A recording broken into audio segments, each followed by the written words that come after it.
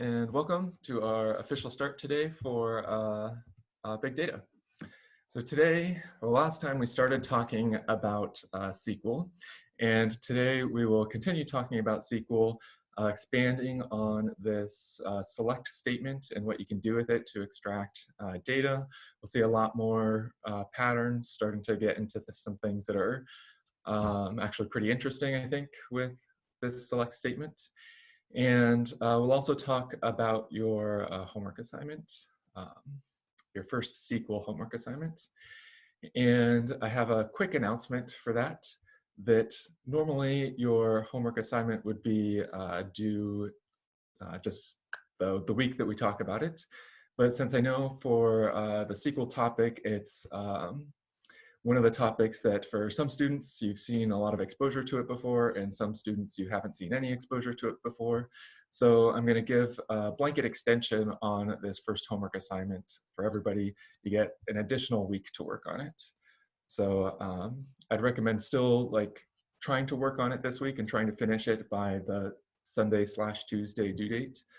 But if for whatever reason you're not able to, you have an additional week to continue working on it and asking questions about it.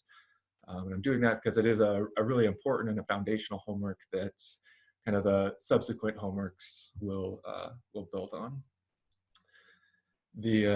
One of the reasons for not wanting to push it off, from your perspective, don't just push it off, don't not think about it this week, is because you will still have an additional homework next week that'll just be a little bit more in depth on the SQL. So you don't want to have to try to do both of those scrambling in 1 week. Are there any questions about that policy before we get started today? Okay. Then what we'll sort of our outline for today is we'll start by talking about the mechanics of the homework and what that will look like, how you go ahead and do the problems, get access to the problems, write solutions to the problems, and evaluate whether the problems are correct or not. And then as we do that, after we do that, we will talk about new SQL features that you'll need to answer some of the problems. So I'm going to share my screen.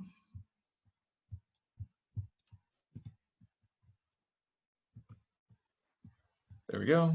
And let's see, so here under week 3, the first thing that I want to point out is that this link to the Pagilla homework is a little bit different now. Oh, whoops, I pressed the wrong button there. That previously it went to a branch of the Pagilla homework assignment that did not include any test cases. And so that was just so that the repository was a little bit simpler for you if you were looking at it at the beginning, trying to follow along with last week's lecture. But now you'll notice there's quite a few files here that have been added.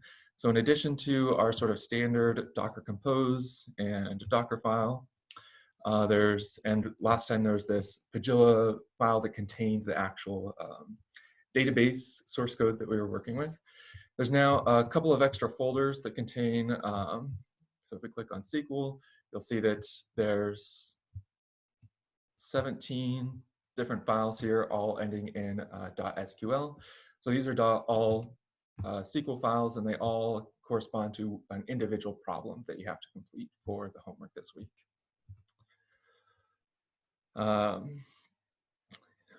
Yeah, I'll go over the details of all of these files and how to work with this in a second. I just want to emphasize that if you have already cloned this repository, then you want to either delete it and reclone it, or check out the master branch and git pull origin master to make sure that you have the up-to-date version of this repository. Are there any questions about that before we talk about the contents of the repo?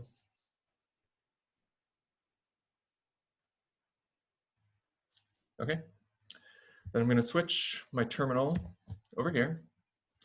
And again, I have 2 terminals open. They're both in the Pagilla homework folder. And inside here is the same contents that we were just looking at. So we'll start with looking at one of these problems, and we'll just go through the steps of how you actually go about solving one of these problems. And actually, throughout the course of today's lecture, there'll be 4 of these problems that I'm just going to do for you. So there's 17 problems in the homework. I'll give you 4 of the answers, so there's only 13 that you actually have to do for yourself. Okay, so the first one that we'll look at is the very first problem. And let's make this a little bit, well, I guess we can't make it big enough so it all fits on one line. But on each of these files, what we have at the very top of the file is a comment that describes what you're supposed to do. And then below that, you're supposed to write the SQL statement, the select command that does what is described in this comment. So here, what this comment says, display the first and last name of each author in a single column in uppercase letters. And actually, sorry, I changed it so it's just no uppercase letters. Just display the first and last name of each actor in a single column. And name the column actor name and sort the results alphabetically. So this is all we saw last lecture, the material on how we do this. So we'll review the material from last lecture as we go about solving this problem. So right now, I'm going to press Control-Z on my, well, if we look at down here in the bottom left, this is the current file that I have open, SQL/01.SQL. So inside of this SQL folder is where all of the problems are contained. And then there is another folder called expected, and this is where the expected output is contained. That if you get the right answer, if you put the right command here in your SQL file, you'll get the output in the expected file. So if we look in that folder, there's again 17 files. Now they're named .out instead of .SQL. And so I'm going to, in my Vim window on the left-hand side, do :tab-E expected/01.out so that we can see what the expected output is supposed to look like. And here is the expected output, the actor name at the top, and then all of the actors going down. And there's a total of 200 different rows of actors. So in order to complete this assignment, we'll recall how do we access the database. We use that psql command through Docker Compose. So I'm going to do docker-compose exec, and then PG is the name of the image that we're working with, PG standing for Postgres. It's a very common abbreviation for Postgres, and people will typically either call their database images either PG or DB. And there's no sort of rhyme or reason as to which one people use. I tend to use PG more than DB. Docker compose exec PG and then psql like this, and that opens up the psql prompt that we can start typing in the commands. And we were talking before, there was this select command, and you can do something like select star from actor, like that, and it lists all of the information that's in the actor table. And if you recall, the word table is sometimes referred to as a relation. So all of this information right here is the information in the actor relation. So table relation, no difference between the two of them. Typically, I'll use the word table just because it seems more evocative of what the contents of this actually is. But I might go back and forth between the two. And then also each one of these individual data entries, each one of these rows, or each one of these tuples, those are all synonyms. A data entry, a data point, a row, or a tuple, all synonyms. And those are things that are contained inside of the relations or inside of the tables. And the select command is how you extract the information, extract the rows, or extract the tuples out of a relation. So we saw before, select star from actor. We don't usually want to use the star command. We want to actually specify a list of column names. And the way we can figure out what are the column names of a table are with the psql \d command. So \d, and then the name of the relation or the name of the table that you want information about. Anytime you see something that starts with a \, that is not a SQL command, that is a Postgres specific command. Anything that does not start with a backslash is generic SQL. And let's see, I'm gonna reformat my terminals here for a second so that we can see this a little bit nicer. Up here in this table, sometimes this information here is called the schema of the table or the schema of the relation. And here we have the list of the different possible columns and then the different types of information that you can store in that column. SQL is, especially in Postgres, SQL is very strongly typed, meaning that unlike Python, where you can reassign a string to an integer to a floating point, you can't do that in Postgres.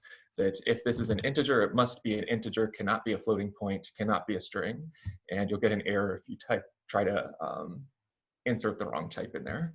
So you're guaranteed with your select statement that if you're looking at the actor ID, you're always going to get an integer. And then we'll talk about some of the rest of the stuff in this screen a little bit later today. So our problem up here says we want to display the first and last name of each actor in a single column. And so there's a number of different ways that we could display the first and last name. We have two columns, first name and last name like this. And this would display the first and the last name of all of the actors. But whenever you have one of these problems, you want to make sure that you're displaying it in the same way that the expected output displays it. And in the expected output, you can see that these two names, the first and last names, have been concatenated together into a single column. So here there's only a single column, but when I ran this command right here with first name, comma, last name, there are two separate columns, first name and last name. And the way that we could combine these first name and last name together was with string concatenation. And in SQL, string concatenation uses this really weird double vertical bar operator. A lot of other programming languages use double vertical R to mean a logical OR, but in SQL, it means a string concatenation. So concatenate these two things together, hit enter. Here, that's kind of just a blob. So we needed to add a space in between like this. And spaces in SQL are surrounded by single quotes, not double quotes, single quotes. Or you could use this weird $ syntax like this to surround a space. And that would give us the names in just a single table or a single column like this. Are there any questions about any sort of the review material that we've talked about so far?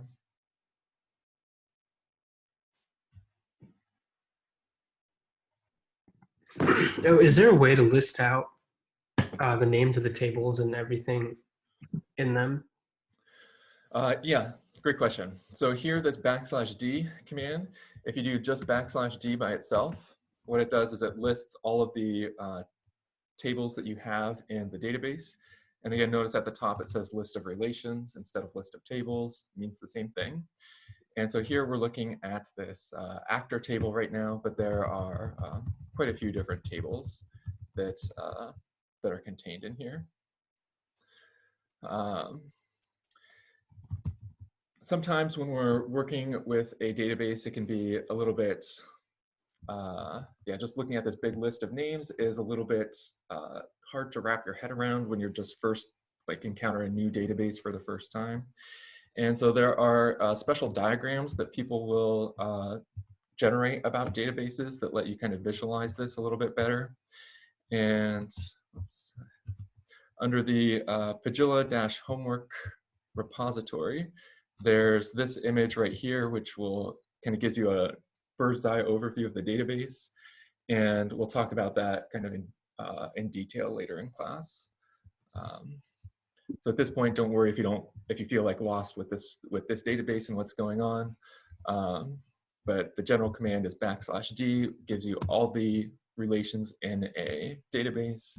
And then if you did \d and then the name of a particular relation, it tells you all the information about that relation. Did that answer your question, Afsan?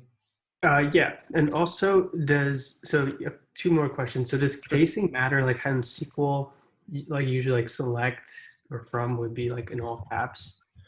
Yeah, so SQL is, unlike basically every other programming language created since the 1970s, SQL is case insensitive.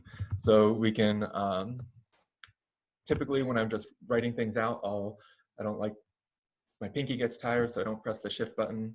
And so I do everything in lowercase, but it's very common also for these SQL keywords to be put in uppercase and sort of column names or relation names, things that are sort of like part of the database and not a SQL keyword to be in lowercase. That's sort of the standard way that people format things. But there's not even any rules about that. You can do whatever sort of weird capitalization you want and it'll still work. And is there a way to like go to a new line without um, pressing enter? What do you mean go to a new And everything line? just has to be written in one line. Um, let's see. So yeah, what terminates a SQL command is the semicolon over here.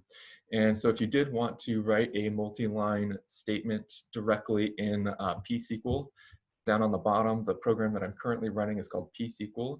You could do something like select first name or space or last name. And then if I hit enter, it's not going to run that command yet. And I could do from actor right here and put my semicolon there, and it does the same command.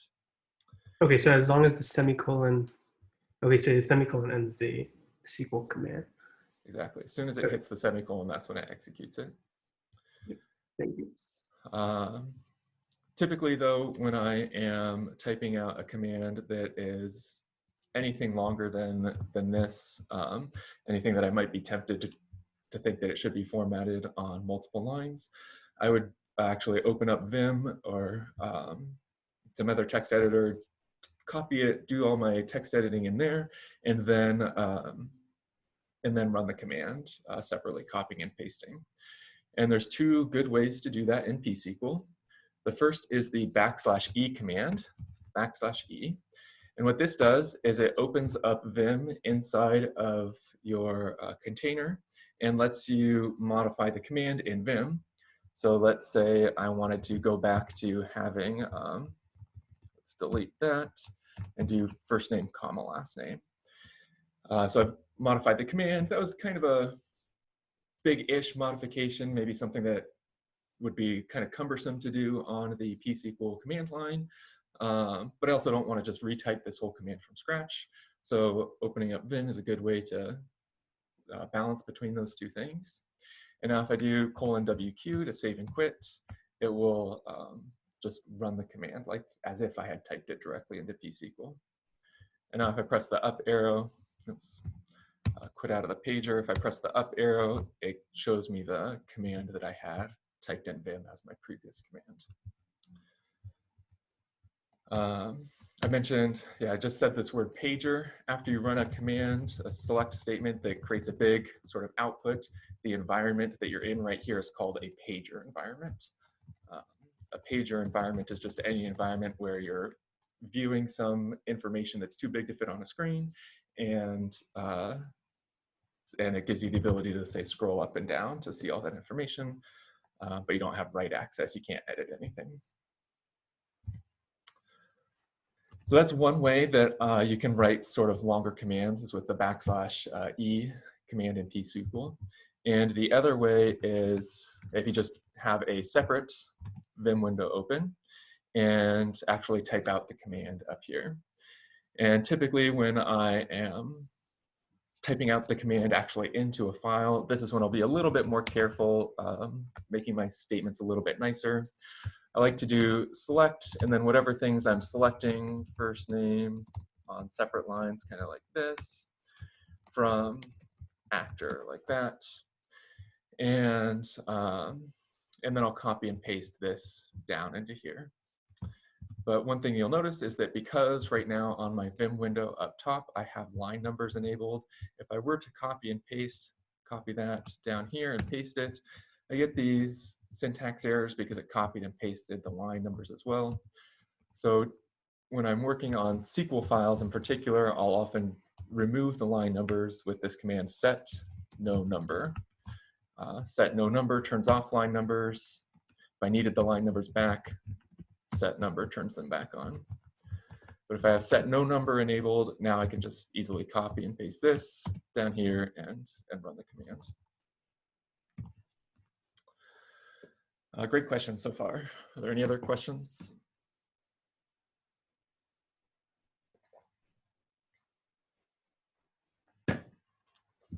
Okay.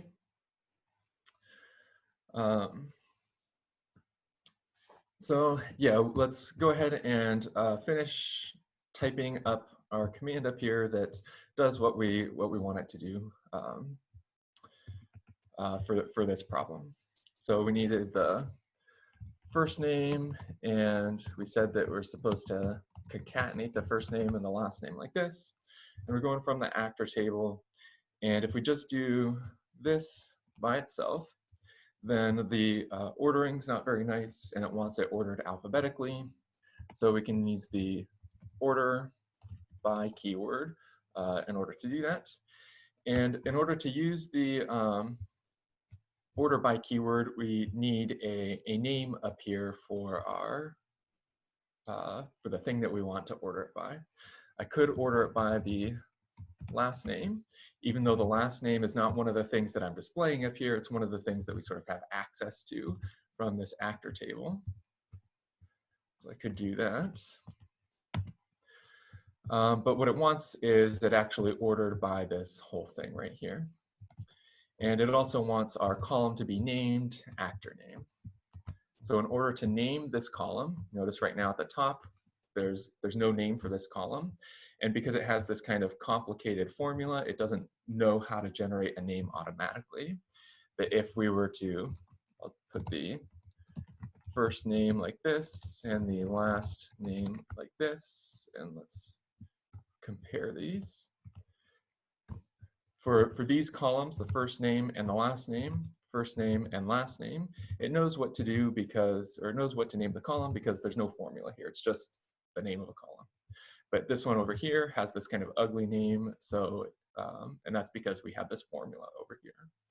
So typically anytime I have a column that has a formula, I will give it some nicer name that has some semantic meaning. And in this case, let's do as actor name like that. And out of the pager environment down here, rerun this. Now you can see actor name, first name, last name. And notice again that it's not case sensitive. Here I put capital A, capital N, and it just makes it all lowercase down over here. So in some programming languages, this is called camel case right here. Some programming languages, camel case is the popular thing to do. In SQL, you can't use camel case because let's see, these humps of the camel right here don't get displayed as humps. And so instead we have to use snake case in order to separate words cleanly like that. So that's actor name in snake case. This is a little snake right here connecting the words. And close out of that, rerun this. And there's our snake case actor name. In Python, so pretty much everything we'll be using in this class, Python also traditionally uses snake case. And Python, you could use camel case because it is case sensitive, but because Python is a snake, it's just common for people to use snake case in Python. Any questions so far?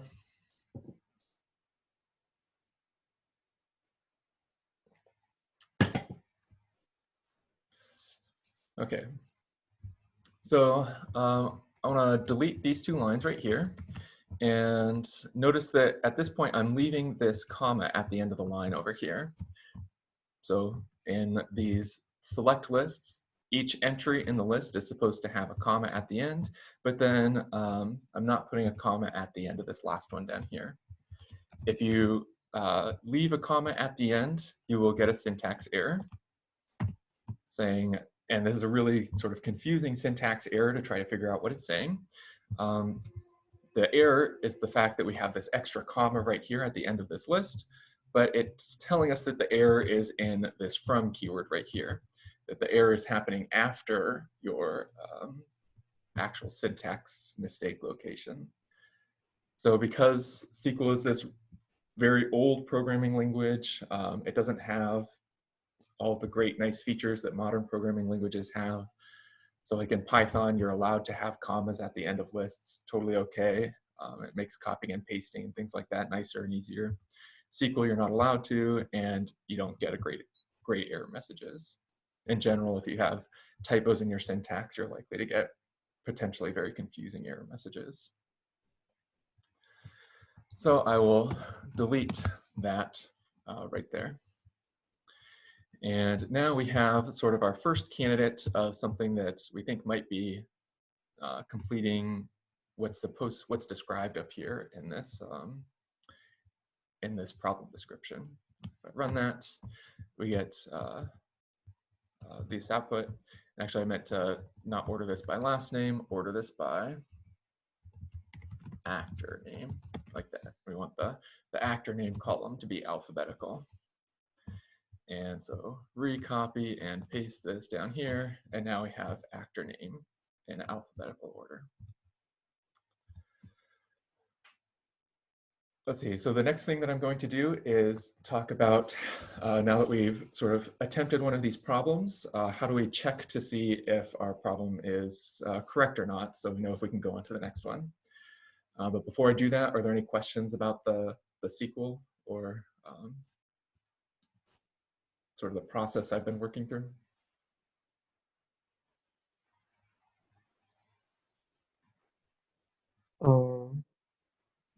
Why did we say order by actor name and not first name? So your question is here, I could have used first name for my order by instead of actor name. And they're almost the same thing because actor name is going to start with first name. And so if I were to put this down here and do it side by side, you'd get almost the same results. But actually right here, you can see that there's, if I do my alphabet correctly, these are out of order in the last name. That when you do order by first name, it's making sure that the first names are in order, but we want Adam Grant before Adam Hopper. And by ordering by actor name, it would ensure that those two will be in the correct order right here. In general, for these SQL commands, there's going to be potentially many different possibilities of correct commands that give you valid output. So instead of ordering by actor name, I could have first ordered by first name like this, and then broken ties with first name by looking at last name like that. And now these are in the correct order right here. And so either one of those two would be a correct ordering, a valid way to get that. In terms of like grading for all of these assignments, whether it's on your midterm exam or on the homeworks themselves, there is no, there won't be any penalties for like stylistic issues. It's just as long as your statement works and gets the correct results, the results we're looking for, then you'll get full credit on the problem.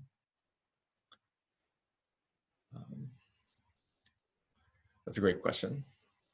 Any other questions so far?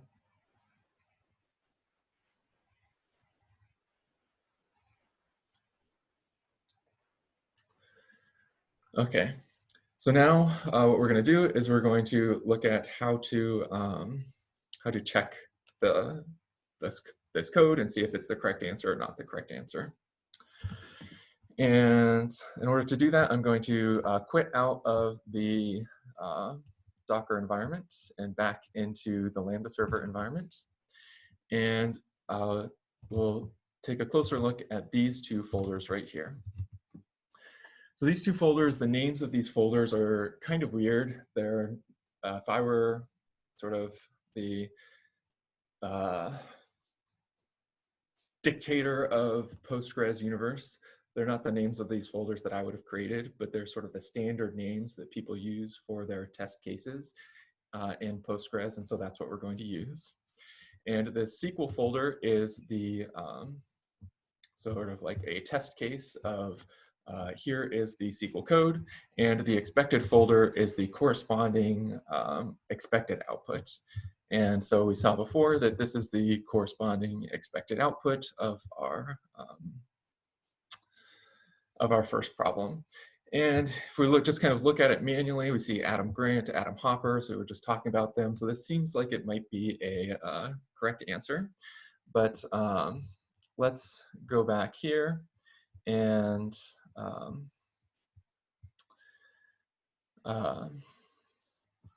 actually, let's rerun this. And there we go. So there's all of our last names. And what, whoops, yeah, I wanted to just look at it visually.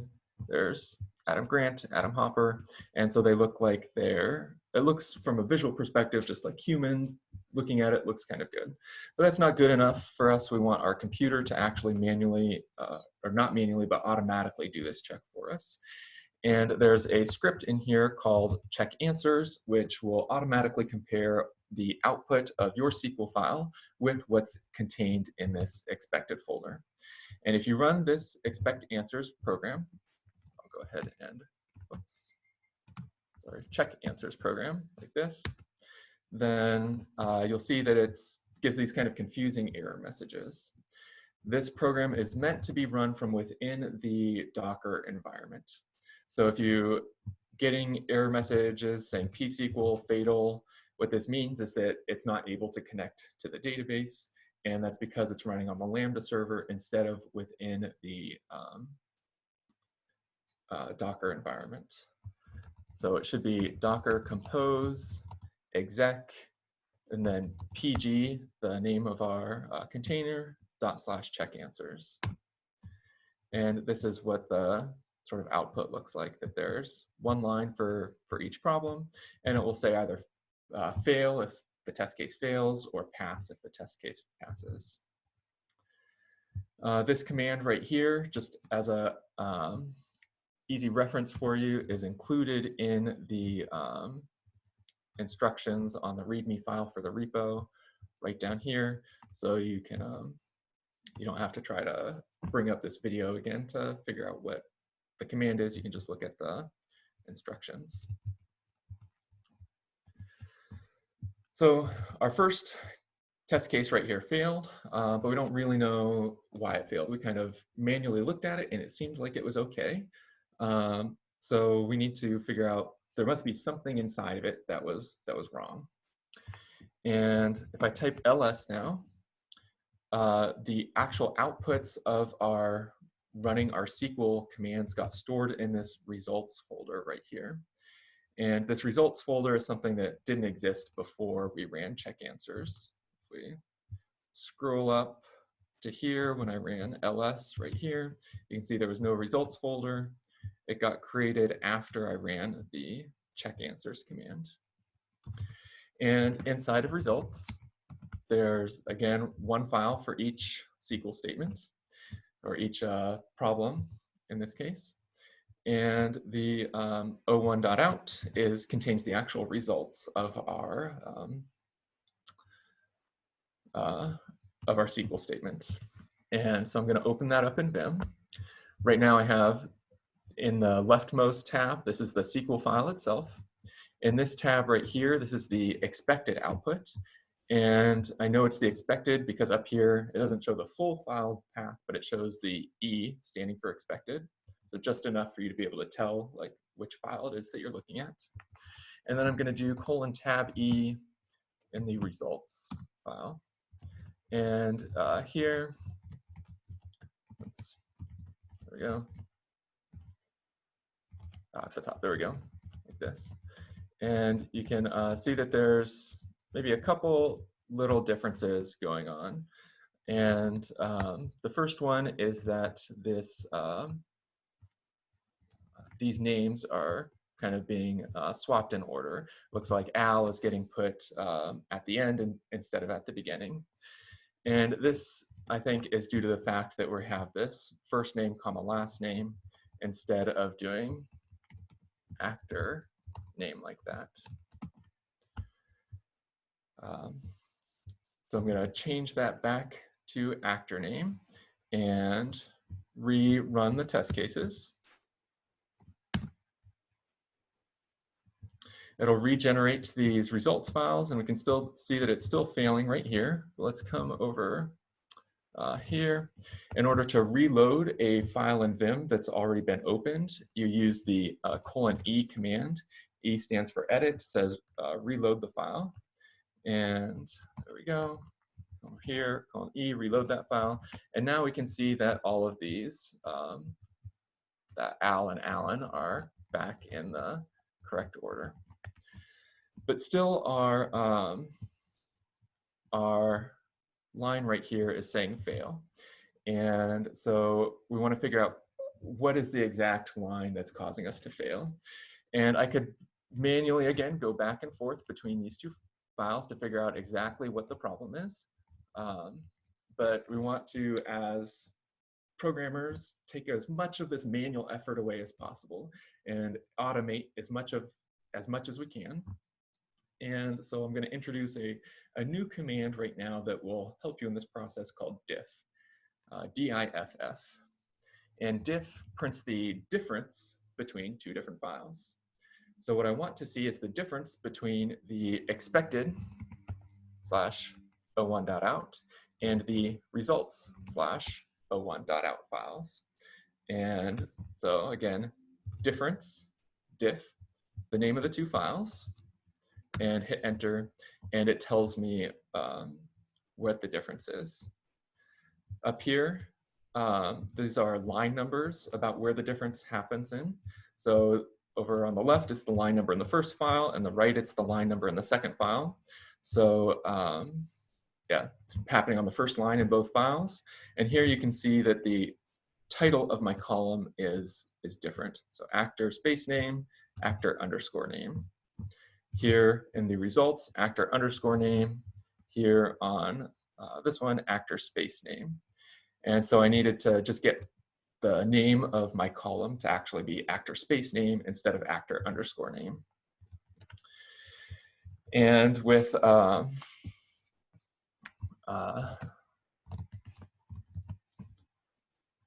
SQL, we can't just put spaces in the names of variables like this. We got to put quotation marks around it. And again, if we're using a column name or a table name, anything like that that's not actual data itself, but sort of the place that the data goes into, then we use double quotation marks. Single quotation marks are for actual data entries. Double quotation marks are for the information about the data. And so as actor name, and then let's come down here and do actor space name as well, and rerun this check. See that this top one still says fail, so let's rerun the diff command. And you'll see that it should be actually capitalized A and N, capitalized actor name instead of lowercase actor name. And so if you are inside of quotation marks, then SQL actually cares about capitalization. And that doesn't matter, whoops, what kind of quotation marks you're in, whether it's the double quotation marks or the single quotation marks or the $sign. Inside of quotation marks, SQL becomes case sensitive. It's only outside of quotation marks that SQL is not case sensitive. So now let's save that, come down here, rerun it, and now we get that it's saying pass right here for this first problem. there any questions about that? It's kind of a lot there. So, and this is sort of an important process to understand how to go through, because you'll have to be doing this on the homework assignment. So now's a great spot to ask any questions that you have.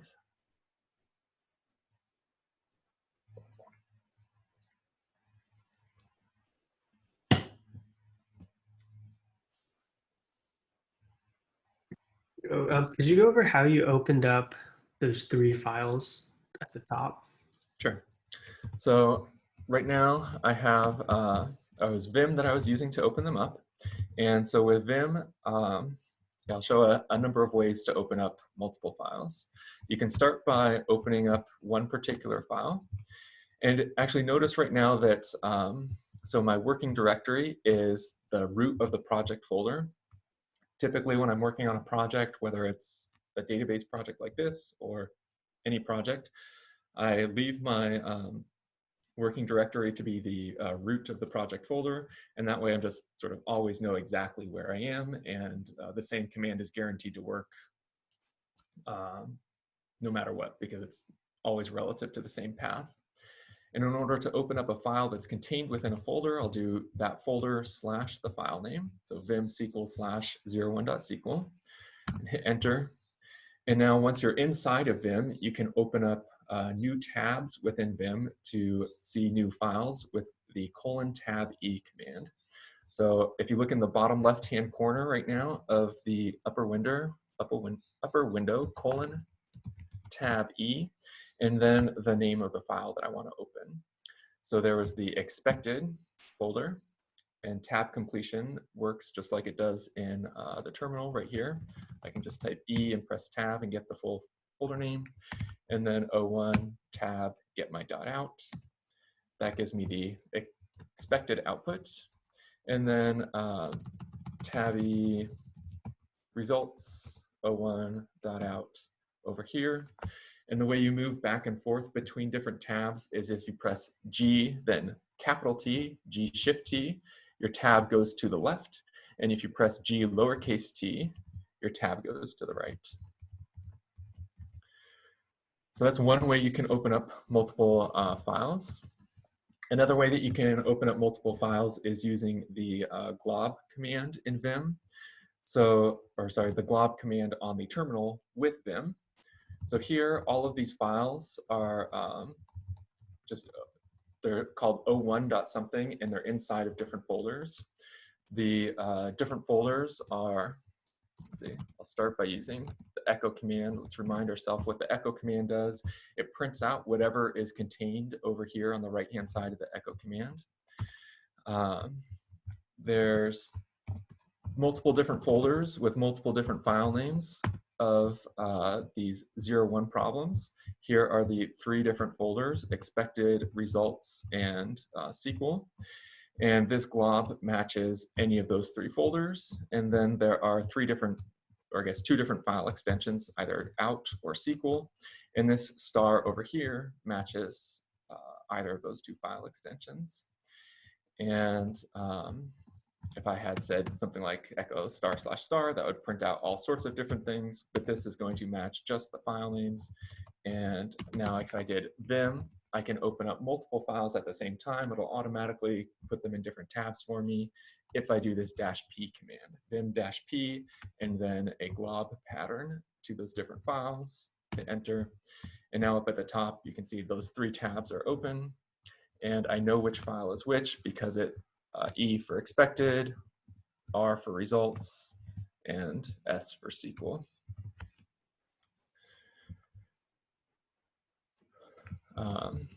Yeah, there's lots of little terminal tricks like that. The more of those sorts of kind of idioms in the terminal you add to your vocabulary of working with the terminal, the more productive you'll end up being, both in this class and kind of in your whole lifetime as a programmer. That's a great question. Before maybe moving on to other questions, are there any questions about any of those things that I just talked about with opening up multiple files at once in Vim?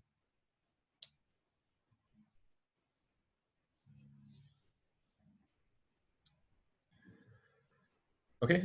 Um, any other questions about anything at all? Yeah, I was wondering how you switch between different orientations of your terminal. Yeah, so this is something I have on my computer, just different hotkeys to be able to switch my terminal orientations. This is something that's going to be OS specific. I have what's called a tiling window manager installed. So a tiling window manager, and I use Linux.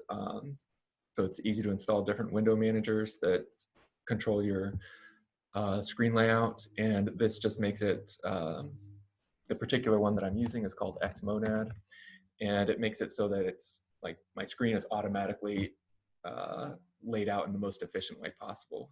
I can easily open up new terminals, and it automatically will reformat things. All these terminals, I can move them around just with like keystrokes.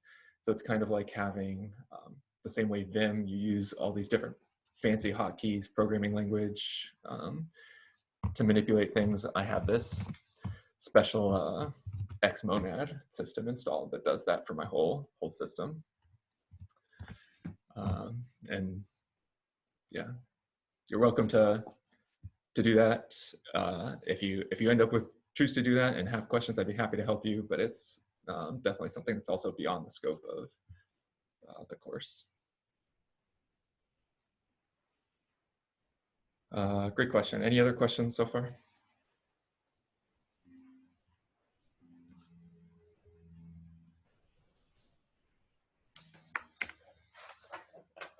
Okay. Then, yeah, so essentially what we've talked about so far in class today is we did a short review of the SQL material that we talked about on Monday, and we used all of that material together to answer this first problem in the homework. And we've sort of talked hopefully in enough detail for you all about like the sort of thought process that I go through when doing these homework problems. And I've tried to structure these, like the layout of these homework problems with these folders and test cases to really match how people in industry actually like develop database applications.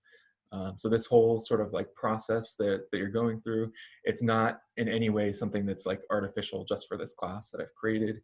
It really is kind of like industry best practices. And I think as we go on to subsequent weeks with more complicated SQL and more complicated databases, you'll start seeing why these actually are like sort of best practices and good things to follow. But now what we're going to do is we're going to start talking about some new features of SQL, some more SQL, and these SQL commands that we'll talk about next are things that will also be appearing in your homework assignments. In order to talk about this, let's switch back over to our repository over here and scroll down here to this Postgres tutorial. So again, this is what we're kind of following as our kind of textbook on SQL commands. And so this is the reference that you'll want to use. And all of the homework questions come from sections 1 to 4. And so far, what we have covered is section 1, and we started section 2. We talked about this limit operator, but now we're going to talk about this where command. And this where command is one of the sort of like most fundamental things about these select statements, that they let you kind of filter your results to be the most interesting results. So in order to talk about this command, I'm going to switch back over here, and let's take a look at, let's reopen up our connection to the database. So here I use the Control-R command again to search through my history to find this again. Pressed Control-R, then I typed pSQL since I knew that was in this string right here. And this is the string that I use to actually connect to the database and run my commands. And now if I do \D, that lists all of the relations on the database. And I want to take a look at another relation now called payment. So this whole database, again, is sort of like the database that a movie rental store might be using. So the company to keep in mind is like Blockbuster before Netflix killed them. This is what Blockbuster's database might have looked like. And this payment relation or payment table contains all of the transactions that have happened when a customer comes in and purchases something. So let's take a look at the schema of the payment table. When you do \D, then the name of the table, all this information that comes up right here is sometimes called the schema. Let me type that out, schema, like this, of the table. And what I want to look at is this amount number, that the amount is the actual, like, so somebody's come in, they purchased something, the amount is what they actually paid. And so it's, let's say it's denominated in dollars. And so just to get a sense of what this looks like, I'll do a quick select star from payment like this. And this gives us a quick overview of what our the entries in this particular table look like. And we have a bunch of numbers over here indicating exactly how much money was spent. So 199, 099, 699, and so on. The other columns are, yeah, at this point, we won't talk about what the other columns mean. We're just going to focus on this amount column. And what I want to do is I want to, instead of getting back all of the data, I only want to get back a certain subset of the data where the amount satisfies a certain condition. So let's see, right now I'm in the pager environment. The pager environment accepts all of the normal vim commands. So if I want to see how many rows were actually returned by this select star command, I can press Shift G. Shift G takes you to the end of the file, in this case, the end of the results. And I see that there was 16,000 rows returned. Press Q to get out of that. And now I'm going to change this by adding a where clause.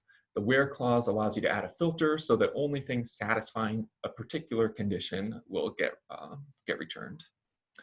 So where amount will do less than 1.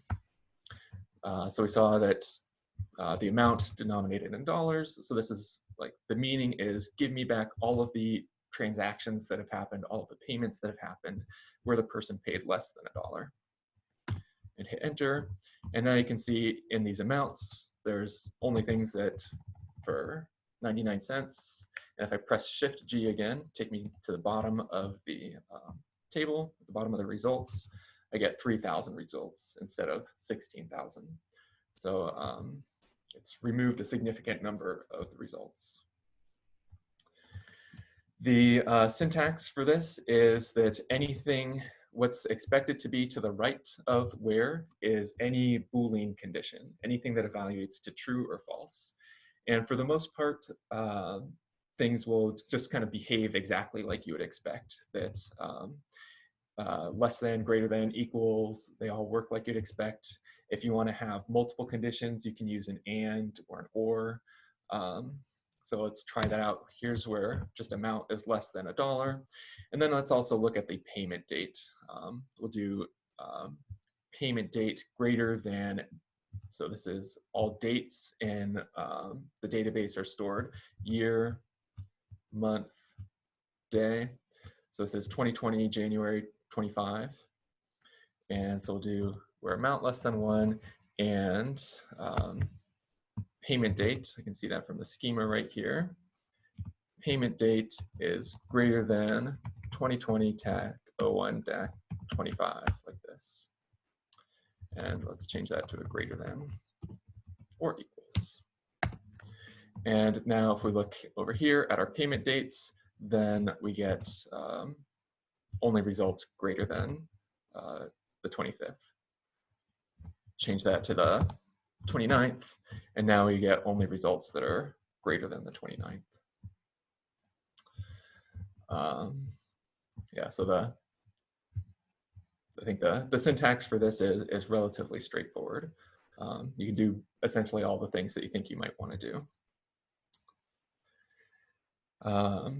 Let's take a look at the actor table again.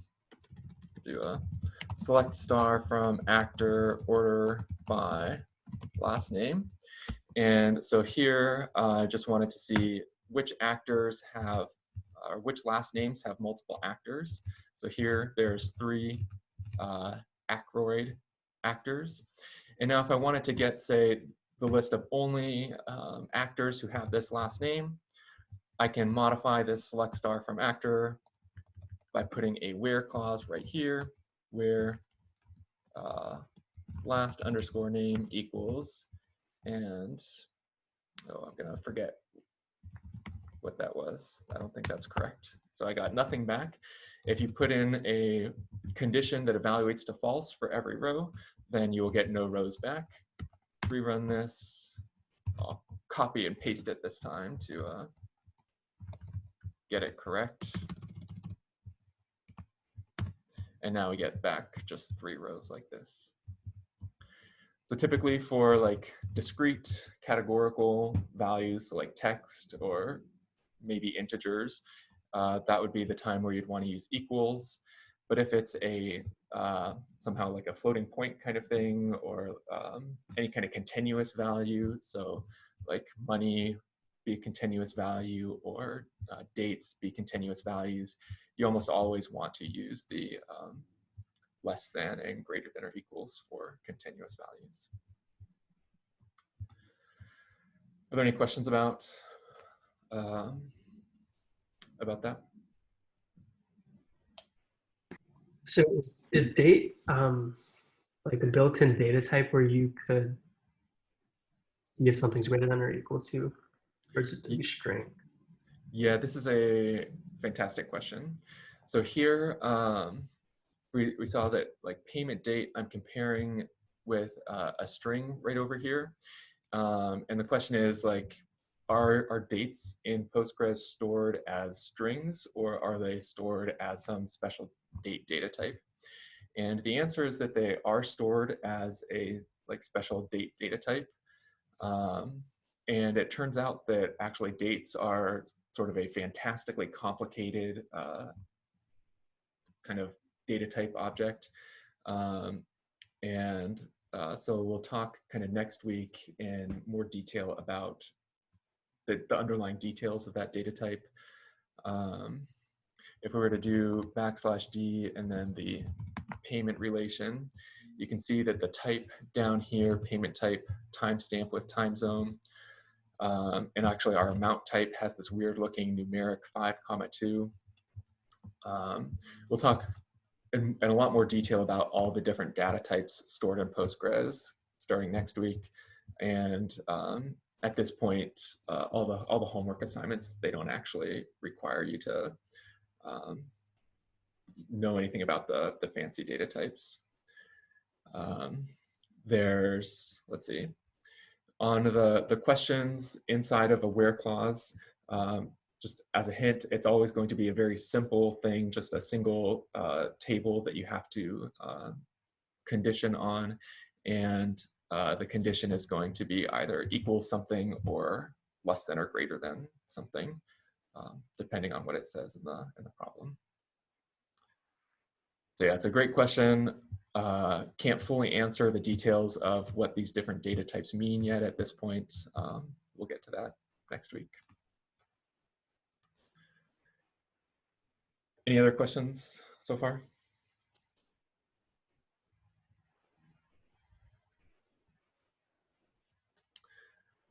Okay.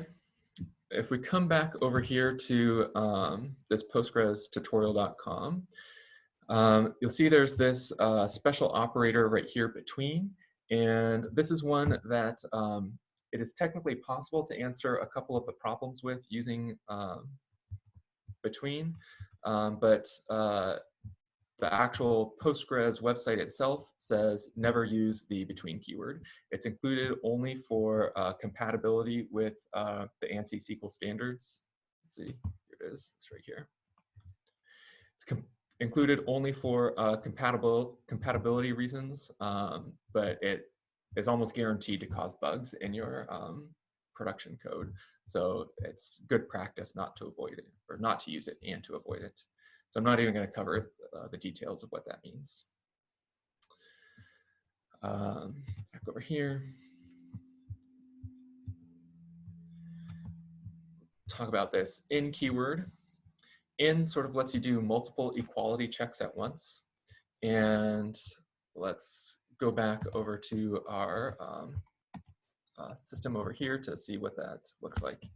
So here I have select star from actor where last name equals Ackroyd, like this. If I wanted to select, say, not just this person, but another one, I think we saw maybe Grants earlier before. Yeah, there's a Grant. Then I could use an or statement where last name equals Grant or last name equals Ackroyd, like this. But this gets kind of cumbersome syntactically, especially if there's like 10 or 20 different last names that you want to compare against. And so that's what this in keyword is for. You can do last name in, and then inside of parentheses with comma separated values like this, sort of a list of all of the different last names that you might want to be looking for. And there's the way to think about this is that this right here is just syntactic sugar for this up here. They mean the exact same thing, no difference at all. Any questions on the in keyword?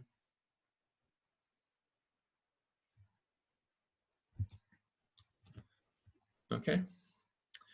Then what we're going to talk about next is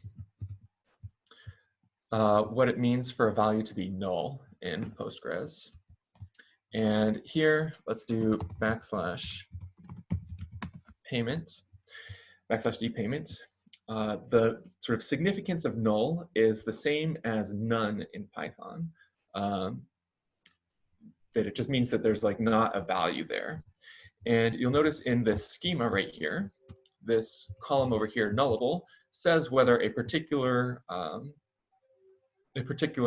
column can have a null value or not have a null value. And most columns, at least in the databases that I happen to create, do not want to have null values in them. Because we want to guarantee that if there is a row in the database, then it's totally filled out and all the information is there. There is another relation, however, in this, the rental relation in this database that is very closely related to the payment database. And this rental relation, you can see most of the columns are not null, but this column right here, the return date, is what we'd call nullable. There's nothing inside of it at this point. So the fact that it says not null here means it is not nullable. The fact that this is empty here means that it is nullable. And that means that you can have a null value in this column. In order to do sort of a check to see if something is null, you can't use the equals operator. You have to use a special is keyword. So I'm going to select star from rental where rental date equals null, like this, and type it correctly. And you'll see that I get nothing returned back if you do rental rate equals null. In order to actually get some results, you have to say rental rate is null. Oops. And maybe I have a typo here. That should have returned stuff. Return date. So the rental date, well, that's not even a column, so I'm surprised I didn't get an error message. Return date is what I wanted. Return date is null, like this. And here we get a bunch of things where the return date is null. If I had return date equals null, then it would get empty values.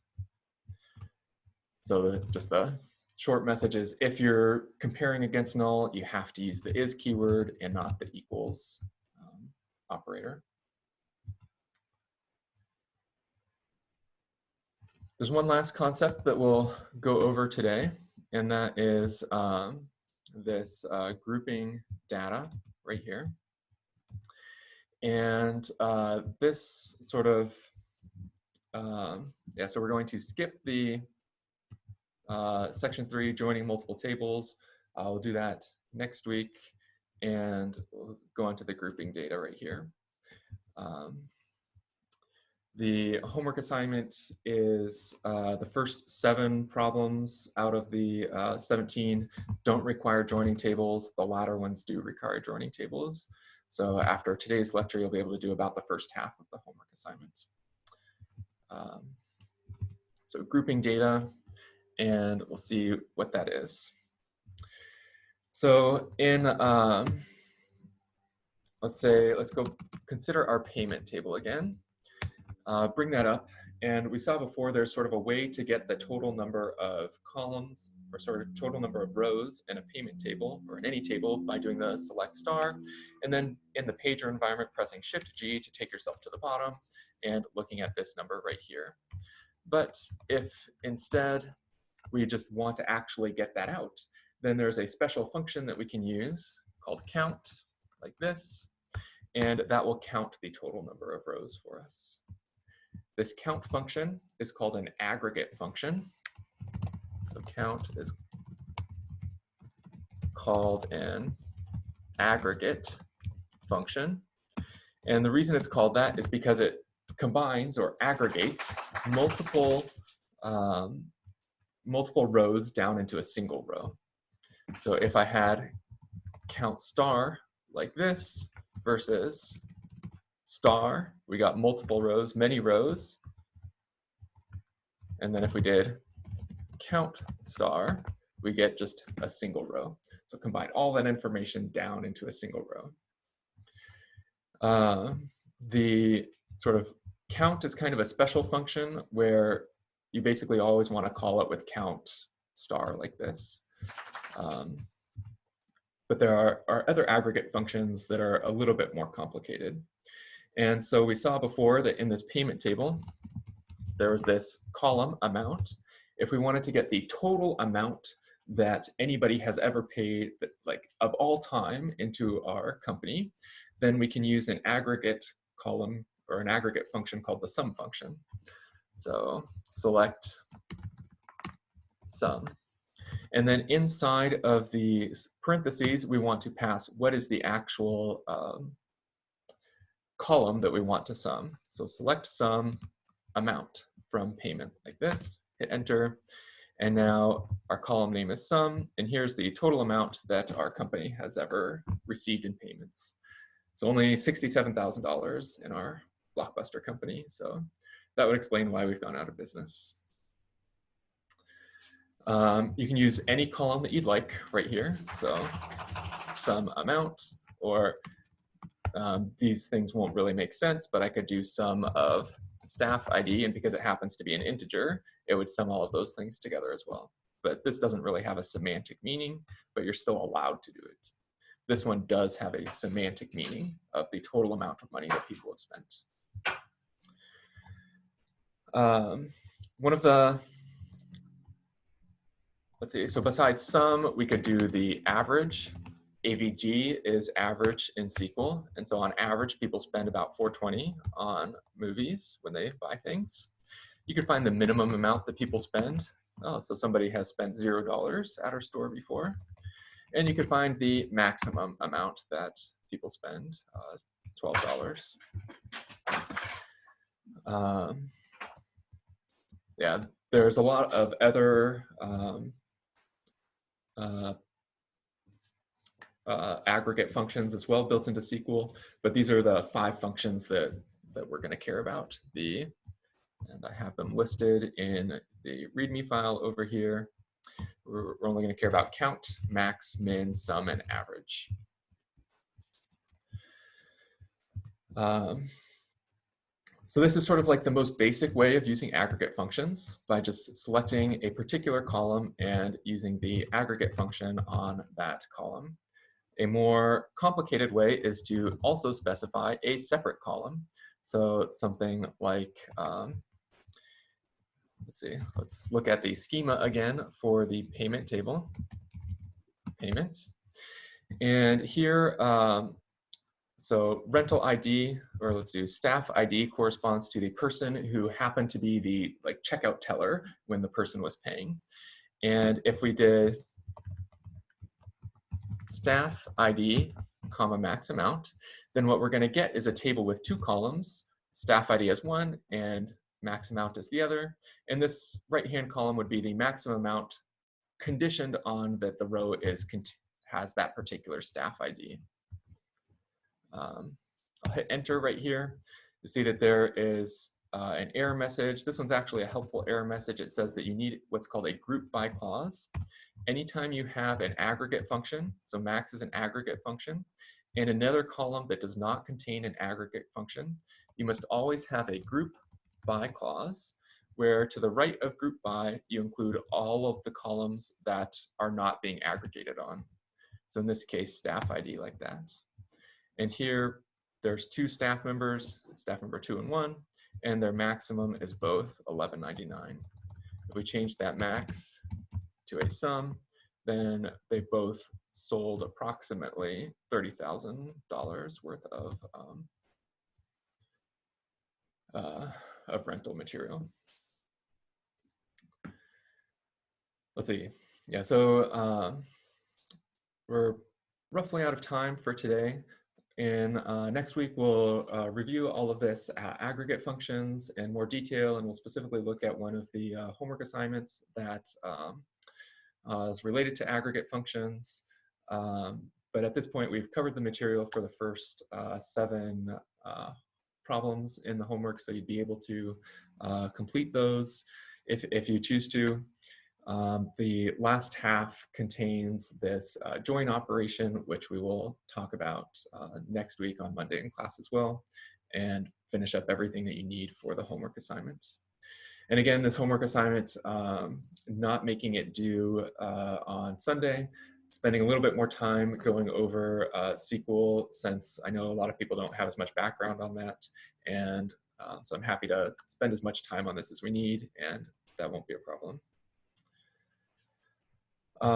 Yeah, so that is it for today. Stop sharing my screen as soon as Zoom lets me, and stop recording here. I'll stick around for